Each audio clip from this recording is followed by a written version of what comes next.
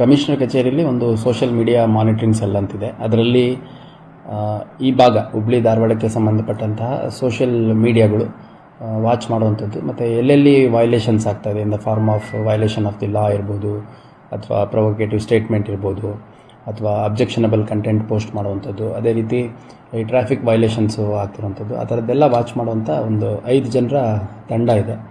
ಅದನ್ನು ನಮ್ಮ DCP law and order ಅವರು ಪರ್ಸ್ನಲಿ ಸೂಪರ್ವೈಸ್ ಮಾಡ್ತಾರೆ.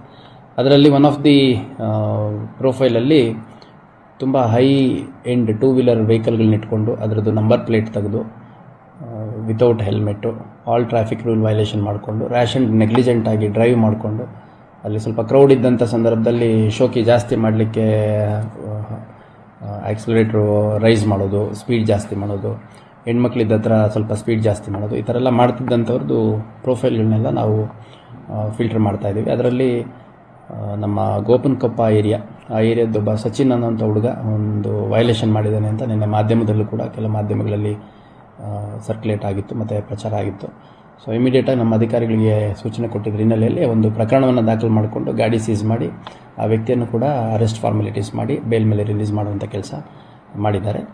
ಮತ್ತು ನಾನು ಎಲ್ಲ ಸಾರ್ವಜನಿಕರಲ್ಲಿ, ಮುಖ್ಯವಾಗಿ ಪೇರೆಂಟ್ಸಲ್ಲಿ ಮನವಿ ಮಾಡುವಂಥದ್ದು, 2 ವೀಲರ್ ಓಡಿಸುವಂಥ ನಿಮ್ಮ ಮಕ್ಕಳೇನಿದ್ದಾರೆ, ನಿಮ್ಮ ಮನೆಯ ಹುಡುಗರು ಏನಿದ್ದಾರೆ ಅಥವಾ ಹೆಣ್ಮಕ್ಳಿದ್ದಾರೆ,